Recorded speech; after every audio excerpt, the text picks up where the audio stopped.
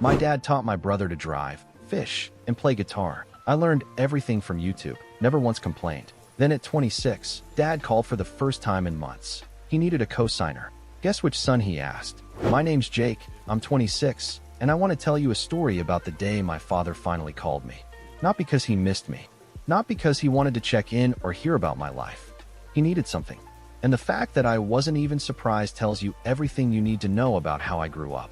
Let me back up. I'm the younger of two sons. My older brother Coulter is 29, and growing up, Coulter was the son that my dad orbited around. I'm not exaggerating. My dad, whose name is Gene, treated fatherhood like it was a one-kid deal, and Coulter got the golden ticket. From the time I was old enough to notice, which was probably around 5 or 6, it was obvious that Gene had a favorite. And it wasn't me. It wasn't even close. Coulter got the fishing trips. Every other Saturday, the two of them would load up the truck before dawn, drive out to Lake Shelton, and spend the whole day on the water. I'd hear them come home sunburned and laughing, Coulter telling some story about a bass he almost caught. I asked to go once. I was maybe 7. Gene looked at me like I'd asked to borrow the car. He said the boat only had 2 seats, which was true, but he never once suggested we figure something out. Just know, Coulter got the driving lessons. Gene spent 3 weekends teaching him to drive in the church parking lot down the road. I know because I watched from the porch. When I turned 15 and a half, I asked Gene if he'd teach me. He said he was busy. For 6 months. I ended up learning from a girl in my class named Reagan who had her license and a beater Honda Civic with a sticky clutch. She taught me how to drive stick in a Walmart parking lot at 9 o'clock at night while eating cold chicken nuggets. Honestly, it was one of the better memories of my teenage years, which tells you something about the rest of them. Coulter got the guitar. Gene played in a band in his 20s, nothing serious, bar gigs and backyard parties, but he was decent. He bought Coulter an acoustic when Coulter turned 12 and spent months teaching him chords in the living room. I could hear them from my bedroom. I wanted to learn so badly that my chest ached, but I never asked. By that point, I'd figured out the pattern, so I taught myself. YouTube became my father. I'm not being dramatic, I'm being literal. I learned guitar from a guy named Trey who posted 15-minute lessons from his garage in Alabama. I learned to change a tire from a video with 400,000 views and a guy who never showed his face. I learned to tie a tie for my 8th grade formal from a 60-second clip I replayed 11 times in the bathroom while my mom waited in the car. Every skill that a dad is supposed to hand down, I got from a screen, and I never once complained about it. Not to Gene, not to my mom, not to anyone. My mom, Jolene, she knew. She wasn't blind. But Jolene was the kind of woman who believed that if she didn't acknowledge a problem, it would eventually solve itself. She'd watch Gene ignore me at the dinner table, and then later she'd come to my room and say something like, "Your dad loves you. He just shows it differently." I used to nod and say okay. By the time I was 14, I stopped responding altogether. She got the message eventually and stopped saying it. Here's the thing about being the invisible kid. You get really good at watching. You notice everything because nobody's noticing you. I noticed that Gene would talk to Coulter about his plans, his friends, his future, like he was genuinely interested. When Gene talked to me, if he talked to me, it was instructions. Take out the trash. Mow the lawn. Tell your mother I'll be late. I was less of a son and more of a household intercom system. Coulter, to his credit, wasn't a bad brother. He wasn't cruel. He just never questioned why things were the way they were. He got the attention, so from his perspective, fatherhood looked normal. If you're the one getting fed, you don't think to ask if anyone else at the table is hungry. I don't blame Coulter for being a kid, but I do think that as he got older, he could have noticed. He could have said something. He didn't. I graduated high school with a 3.7 GPA. Gene didn't come to the ceremony. He said he had a work thing. Coulter's graduation 2 years earlier, Gene was in the front row with a sign. An actual sign, like the kind you'd bring to an airport. I found out about it later from a photo Jolene had on the fridge. She took it down after she saw me looking at it, but the magnet stayed, and every time I opened the fridge I'd see that empty spot and remember. I moved out at 18, got a job at a warehouse, then a better job at a shipping logistics company, then started taking online courses at night. Business management, nothing fancy, but I stuck with it. By 23, I was an operations supervisor. By 25, I'd been headhunted by a larger firm and was pulling in more than Gene ever made in his best year, though I didn't know that at the time. During all of this, Jean called maybe 4 times a year. Birthday, Christmas, and 2 random occasions that I think were accidental pocket dials he decided to commit to. The conversations were always 60 seconds of how's work, fine, how's Coulter, good, all right then, talk soon. Like we were business acquaintances who'd exchanged cards at a conference. I built a life. I had a small apartment that I kept clean, a dog named Herschel who was 60 pounds of loyalty and bad breath, and a girlfriend named Sutton who I'd been with for about a year. Sutton was the first person who ever made me feel like I was someone's first choice. She'd text me in the middle of the day just to say she was thinking about me. The first time she did that, I stared at my phone for a full minute because I didn't know how to respond to someone wanting to talk to me for no reason. Life was good. Quiet, but good. I wasn't rich, but I was stable. I wasn't famous, but I was respected at work. I wasn't close with my family, but I'd made peace with that. Or at least I thought I had. Then Jean called. It was a Tuesday in October. I remember because Herschel had just destroyed a throw pillow and I was on my hands and knees picking stuffing out of the carpet when my phone buzzed. I saw the name and my first thought, honestly, was that someone had died. That's the only reason I could imagine Jean calling me on a random Tuesday. I picked up and said hello and waited for the bad news. But nobody was dead. Jean was fine. Jolene was fine. Coulter was fine. Everyone was fine. Jean needed a co-signer. He said it casually, like he was asking me to pass the salt. He and Jolene were refinancing the house. Their credit had taken a hit because of some medical bills from the year before, and the bank wanted a co-signer to approve the new terms. He'd already asked Coulter, he told me, but Coulter's credit wasn't great either. Something about a car loan that went sideways. So here was Jean, calling the son he hadn't fathered, hadn't taught, hadn't attended a single milestone for, asking me to put my name on his financial life. I didn't say anything for about 10 seconds. Jean took that as confusion and started explaining what a co-signer was, slowly, like I was 12.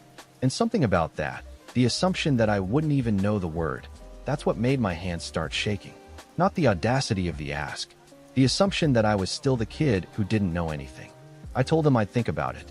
He said okay, but his voice had that edge to it, that tone he used to use when I took too long doing something he'd asked. Like my hesitation was an inconvenience. Like I owed him an immediate yes. I hung up, sat on the floor next to Herschel and the destroyed pillow, and stared at the ceiling for a long time. And I thought about every YouTube video, every lesson I taught myself, every empty seat at every event, every time I was the second son who came in dead last. And I thought, you've got to be kidding me. I didn't sleep that night. I kept replaying the phone call in my head, turning it over like a rock I'd found in the yard, looking at it from every angle. It wasn't just the cosigner thing. It was the way Jean had said it. The casualness. The expectation. Like calling me was the equivalent of digging through the junk drawer because you couldn't find what you needed in the regular drawers. Sutton noticed. She came into the living room around midnight and found me sitting on the couch in the dark with Herschel's head on my lap. She didn't ask what was wrong right away. She just sat down next to me, pulled a blanket over both of us, and waited. That's the thing about Sutton. She never rushed me. She let me come to it. So I told her. I told her about the call, about the co-signer, about all of it. And then, because the dam was already cracking, I told her things I'd never told anyone. About the fishing trips I never got. About watching Jean teach Coulter to drive from the porch. About the graduation sign. About learning to shave from a video because I was too embarrassed to ask. Sutton listened to every word. When I was done, she was quiet for a minute, and then she said, "Jake, you know you don't owe him anything, right?" And I said I knew that. But the truth was more complicated, and she knew it too. Because knowing something in your head and feeling it in your gut are two completely different sports. The next morning, Jolene called. That was unusual. Jolene and I talked maybe once a month, usually on Sundays, usually for about 4 minutes.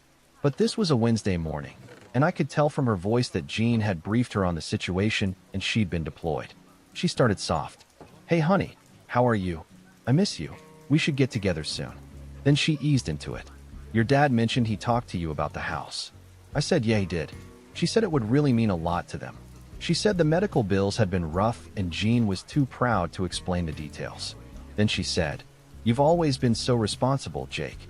We're so proud of how you've turned out." I almost laughed. Almost. Because that was the first time either of them had used the word proud in a sentence about me. and it arrived gift wrapped around a favor. 12 years of silence, and the first compliment I get comes with an invoice attached. I told Jolene I was still thinking about it. She said, of course, take your time, no pressure. But then she added, it would just be your name, honey. It's not like you'd actually have to pay anything. And I wanted to say, Jolene, that is literally what co-signing means. If Jean defaults, it's my credit, my problem, my name on the hook. But I didn't say that. I just said I'd let them know by the weekend. I called my buddy Wes that night. Wes and I had been friends since my warehouse days. The kind of guy who'd give you the shirt off his back and then roast you for needing a shirt. I told him about the co-signer situation and he went quiet, which for Wes was like a fire alarm going off. Let me get this straight, Wes said. Your dad, who didn't teach you to drive, didn't come to your graduation, is now asking you to co-sign his mortgage. And he already asked Coulter first. So you're not even the first choice for the favor. I hadn't thought about it that way, and hearing Wes say it out loud was like getting hit in the chest with a bag of sand. He was right. Jean hadn't called me because he trusted me or valued me. He'd called me because Coulter couldn't do it. I was the backup plan, the spare tire, the emergency contact you put down because the form requires 2 names. Wes said, brother, if you co-sign that loan, I'm going to come to your apartment and personally unplug your refrigerator. Which was his way of saying don't do it. I spent the next 2 days going back and forth. Part of me, the kid who watched from the porch, wanted to say yes. Wanted to believe that maybe this was the start of something. Maybe if I helped Jean, he'd see me differently. Maybe we'd get that fishing trip 30 years late. I know how pathetic that sounds, but that's the thing about wanting your dad to love you. It doesn't matter how old you get. The kid inside you keeps hoping. On Friday night, I called Jean to give him my answer. I was going to say yes. I'd rehearsed it. I was going to say yes, but I wanted to have a real conversation first. I wanted to tell him how I felt, just once, and then move forward. Maybe it would clear the air. Maybe it would be a turning point. Jean picked up on the third ring. I could hear the TV in the background. I said I wanted to talk about the cosigner thing, and before I could say anything else, he said, great. The bank just needs your social security number and proof of income. I can give them your number, and they'll call you Monday. I paused. I said, Dad, can we talk for a minute first? He said, about what? And I told him. I kept it calm. I said that growing up, I felt like he'd invested everything in Coulter and left me to figure things out alone. I said I'd learned to drive from a classmate, guitar from YouTube, how to shave from a stranger on the internet. I said I never complained because I didn't think it would change anything, but that if we were going to have a real relationship, I needed him to hear me. Just once. The silence on the other end lasted maybe 5 seconds, but it felt like a month. Then Jean said, Jake, I don't know what you want me to say. We did the best we could. You turned out fine. I don't see the issue. You turned out fine. 3 words that hit like a sledgehammer. Not I'm sorry. Not I didn't realize. Just you turned out fine. Like the outcome justified the neglect. I took a breath. I said, Dad, I turned out fine because I raised myself. Another silence. Then Jean said, Look, are you going to co-sign or not? Because the bank needs an answer by Monday, and I don't have time for this. I don't have time for this. His son opens up to him for the first time in 26 years, and he doesn't have time for this. I said no. Jean said, No what? No, I'm not going to co-sign. The TV went quiet. He must have muted it. Are you serious right now? Yeah, Dad.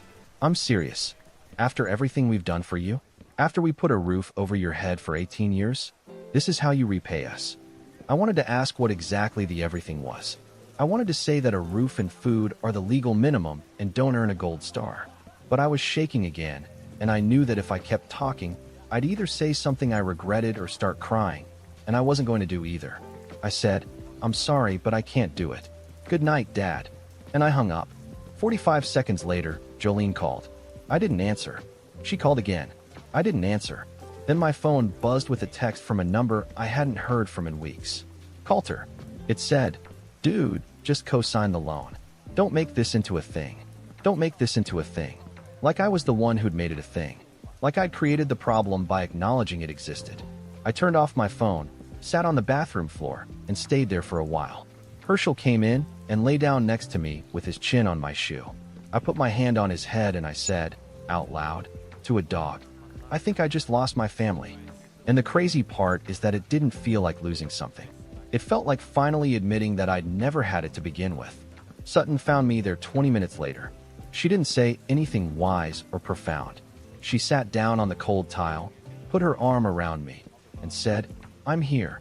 And for the first time in my life, that was enough. The next week was quiet. No calls from Jean, no calls from Jolene, no texts from Coulter. Complete radio silence. And that silence told me more than any phone call ever could.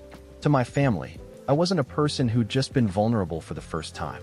I was a resource that had said no. And resources that say no get disconnected. The silence lasted 3 months. No Thanksgiving invite, no Merry Christmas text, nothing. Jolene, who at least used to call once a month, went completely dark. Coulter didn't reach out once. And Jean, well, Jean had never been big on calling in the first place, so his absence was just a louder version of the usual nothing. I'd be lying if I said it didn't gut me. It did. I went through about 6 weeks of feeling like I was walking around with a hole in my chest. I'd be fine at work, focused, productive, professional, and then I'd get in my car and just sit there for 10 minutes staring at the steering wheel. Sutton would catch me zoning out at dinner, and she'd gently bring me back with a question about something mundane, like whether Herschel needed more of the expensive dog food or if the cheap stuff was fine. She knew I wasn't okay. She also knew I needed to process it on my own timeline. The worst night was Christmas Eve. Sutton and I were on the couch watching some old movie, and I kept glancing at my phone on the coffee table. I wasn't even conscious of it until Sutton said, "They haven't called, Jake." Not mean, just honest. Something about her saying it out loud cracked me open, and I excused myself to the bathroom and sat on the edge of the tub. I wasn't crying. I was just empty. There's a difference. Crying means something is happening inside you.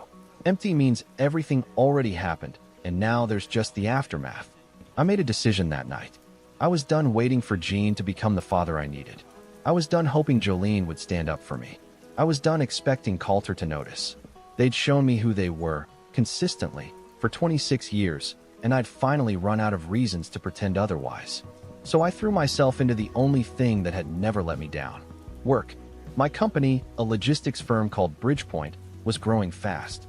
We'd landed 2 major distribution contracts in the fall, and the operations side was stretched thin. My boss, a woman named Harlan who was about as warm as a brick wall, but twice as dependable, pulled me into her office in January and said they were creating a new regional manager position. She said I was the strongest internal candidate and that if I wanted it, I should put together a proposal for how I'd restructure the Southeastern Division. I spent the next 3 weeks living at my desk. I analyzed routes, costs, staffing models, vendor contracts. I built spreadsheets that would have made an accountant weep with joy. I put together a 40-page proposal with projections, timelines, and a phased rollout plan. Sutton told me I needed to eat something that wasn't a protein bar. Herschel started bringing his leash to my desk, which was his version of a wellness check. I submitted the proposal in early February. Harlan read it, called me into her office, and said, "This is the best internal proposal I've seen in 15 years. Then she said something that hit harder than she intended. "Jake, you clearly taught yourself how to think strategically. Where'd you learn this?" And I almost said YouTube, because in a way, that was true. Every skill I had, I'd cobbled together from free courses, online tutorials, library books, and trial and error. But instead I just said, "I figured it out along the way." Harlan nodded like she understood more than I was saying, and told me the position was mine if I wanted it. I said yes before she finished the sentence. The promotion came with a 40% raise, a small team of my own, and an office with a door that closed. I know that last part sounds trivial, but when you grow up as the kid nobody paid attention to, having a room where you're the person in charge feels like someone finally handed you the microphone after you spent your whole life in the audience. I started building something, not just at work, but personally. Sutton and I moved into a bigger apartment. I adopted a second dog, a scrappy little mutt named Pepper who Herschel tolerated with the dignity of a much larger animal. I started playing guitar again, not from YouTube this time, but at an open mic night at a coffee shop called Clementine's. The first time I played, my hands were shaking so badly I botched the bridge of every song. But people clapped anyway, and the barista gave me a free espresso, and I drove home feeling like I'd conquered something. I also started seeing a therapist named Dr. Linden, a small woman with big glasses who had a talent for saying things that made me want to argue, and then realize she was right. In our third session, she said, "Jake, you've spent your whole life performing competence to justify your existence. You don't need to earn the right to take up space." She was right. Everything I'd done was motivated by this underlying terror that if I wasn't useful, I'd be invisible. Dr. Linden also helped me understand Gene. He was a man who saw fatherhood as mentorship and picked his mentee early. Coulter was the firstborn, the outgoing kid, the one who reminded Gene of himself. I was quieter, harder to connect with.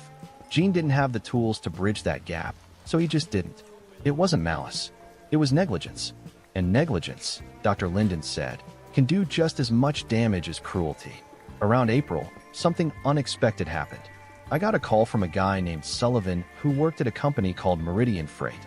Meridian was one of the biggest logistics operations on the East Coast, and Sullivan was their VP of operations. He said he'd seen some of the efficiency improvements I'd implemented at Bridgepoint. That word had gotten around in the industry, and he wanted to have a conversation about a director-level role at Meridian. I took the meeting thinking it was exploratory. It turned into 3 meetings, then a site visit, then a formal offer. The salary was nearly double what I was making. The title was Director of Regional Operations. The responsibility was enormous, a team of 40 people and oversight of distribution across 6 states. I was 26 years old, and they were offering me a seat at a table I didn't even know existed a year ago. I took the job. Harlan wasn't happy about losing me, but she shook my hand and said, "Go make them better," which, from Harlan, was basically a tearful embrace. Wes threw me a party at his apartment. It was just me, Sutton, Wes, his girlfriend Bethany, and a few friends from the old warehouse days. We ate pizza and drank cheap beer, and Wes gave a toast that was 90% insults and 10% genuine emotion. He said, "Jake taught himself everything he knows," which explains why he's smarter than the rest of us combined, and also why he still can't parallel park. Everyone laughed. I laughed too. And for the first time in a long time, the laughter didn't have an ache behind it. I was building something real. A career, a relationship, a life that had nothing to do with Gene or Jolene or Coulter. I'd stopped checking my phone hoping they'd call. I'd stopped rehearsing conversations in the shower, the ones where I'd say exactly the right thing and Gene would finally get it. I was moving forward. Not with anger, not with bitterness, just with this quiet, stubborn momentum that had been carrying me since I was a kid watching tutorials in my bedroom. And then, because life has a sense of timing that would put most screenwriters to shame, Gene called again. I was sitting in my new office at Meridian, 3 weeks into the job, when his name lit up my phone. I stared at it for 4 rings. Herschel wasn't there to put his head on my lap this time, but Pepper's face was my lock screen, which was close enough. I picked up. Gene said hello. His voice sounded different. Smaller. Tired. He asked how I was doing. I said fine. There was a pause, the kind of pause that has weight to it, and then Gene said he needed to talk to me about something. Not a favor this time, he said. Something bigger. I leaned back in my chair, looked at the ceiling of my brand new office, and said, "All right, Dad. I'm listening." Gene talked for about 20 minutes, which, for a man who had historically communicated with me in sentences shorter than a fortune cookie, was practically a filibuster. The refinance had gone through. They'd found another co-signer, some friend of Jolene's from her church group named Deacon, who apparently had decent credit and a generous spirit. But that wasn't the issue. The issue was Coulter. Coulter, the golden son, the fishing buddy, the one who got the guitar and the driving lessons and the front row father, had gotten himself into trouble. He'd been running a small contracting business for the last few years, doing deck builds and bathroom remodels, and according to Gene, business had been good. Except it hadn't been. Coulter had been underbidding jobs to win contracts, paying his crew under the table to save on taxes, and borrowing money from Gene and Jolene to cover the gaps. He'd also taken out a personal loan using the house, the same house they'd just refinanced, as collateral. Gene had co-signed it. You read that right. Gene co-signed a loan for Coulter. The same Gene who asked me to co-sign his refinance because Coulter's credit was too damaged. He'd already tied himself financially to Coulter's sinking ship, and now the ship was going down with both of them on it. Coulter's business had collapsed. 3 clients had filed complaints. A subcontractor was threatening to sue. The personal loan was in default, and because Gene had co-signed, the bank was now coming after him. The house, the one they'd just refinanced with Deacon's good name on it, was at risk. Jean's retirement savings, what little there was, had already been drained trying to bail Coulter out over the past year. Jolene was beside herself, and Jean, for the first time in his life, sounded like a man who'd run out of plans. He wasn't asking me for money. Not yet. He was asking me for advice, which was somehow worse, because it meant he'd finally realized that the son he'd ignored was the one who'd actually built something. And he couldn't even say that out loud. He just kept circling around it, saying things like, "You seem to know how business works," and "I figured you might have some ideas," like he was trying to get directions without admitting he was lost. I listened to all of it. I asked questions. How much did Coulter owe? About $140,000 between the loan and the lawsuits. How much equity was in the house? Not enough. Did Coulter have a lawyer? No. Coulter thought he could handle it himself. Of course he did. When Jean finished, I didn't say anything for a minute. Then I said, "Dad, I'm going to be honest with you. This is a mess, and I'm not sure why you're calling me about it." Jean said, "Because you're the smart one, Jake." And there it was. The thing I'd waited 26 years to hear, delivered not as a compliment, but as a confession. Not "you're the one I'm proud of," or "I should have paid more attention to you." Just "you're the smart one." A functional description, like calling someone the tall one because you need something off a high shelf. I told Jean I'd think about what he'd told me and call him back. Then I hung up and sat with it for a long time. That night, I told Sutton everything. She listened, and then she said the thing I was already thinking but hadn't wanted to admit. "Jake, this is your chance to be the bigger person. But being the bigger person doesn't mean being the doormat. You can help on your terms." She was right. I'd spent my whole life either being ignored or being used, and now I had the opportunity to define the relationship for the first time. Not with anger, not with revenge, just with clarity. I called Wes the next morning. Wes had a cousin named Landry who was a real estate attorney, and I asked if he could put me in touch. Landry turned out to be this incredibly sharp woman who wore reading glasses on a chain and called everyone Han, regardless of age or gender. I explained the situation, not as a client, but as someone looking for guidance, and she laid it out for me in clear terms. Jean's exposure was significant, but not hopeless. If Coulter's defaulted loan went to collections, the bank could come after Jean, but there were options: negotiation, structured repayment, potentially a settlement. The house wasn't necessarily lost, but it required immediate action. Coulter needed a separate business attorney for the client complaints and subcontractor lawsuit. And most importantly, Jean needed to stop throwing money at Coulter without a plan. I spent the next week doing research. I know, that's my default mode. The kid who learned everything from a screen. But this time I wasn't doing it for myself. I was building a roadmap for Jean, a step-by-step plan for how to handle this crisis without losing the house or going bankrupt. I talked to Landry twice more.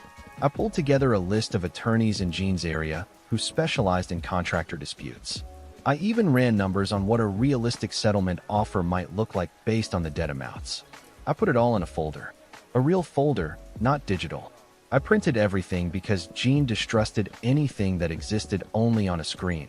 I organized it with tabs: financial summary, legal options, attorney contacts, timeline of actions, and a one-page overview at the front written in plain language. Sutton watched me assemble it at the kitchen table and said, "You know he doesn't deserve this, right?" I said, "I know. And you're doing it anyway." "Yeah."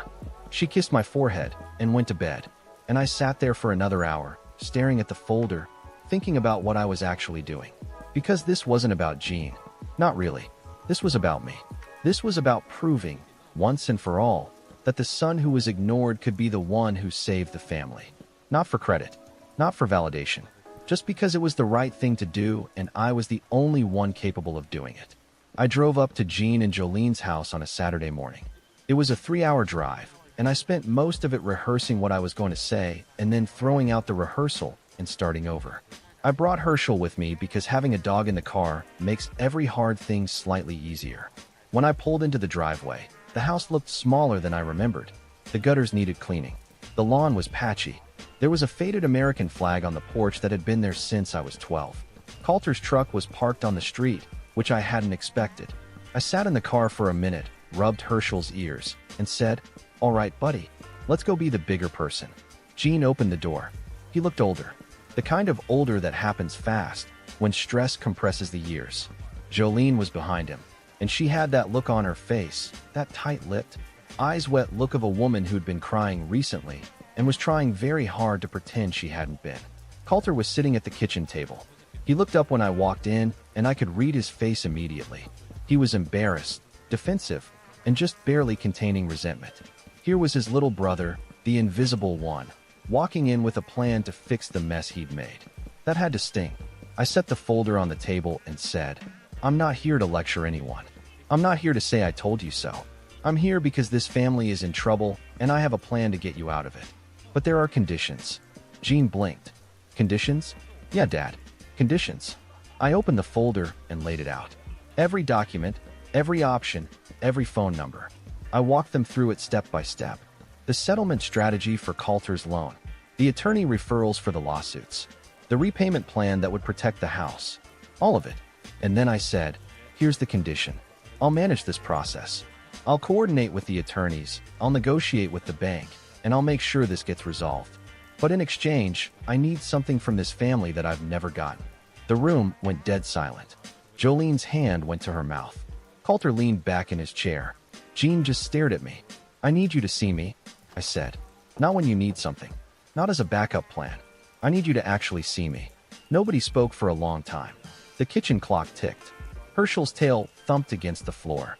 And I stood there, 26 years old, holding a folder full of solutions, waiting for my family to decide if I was worth acknowledging.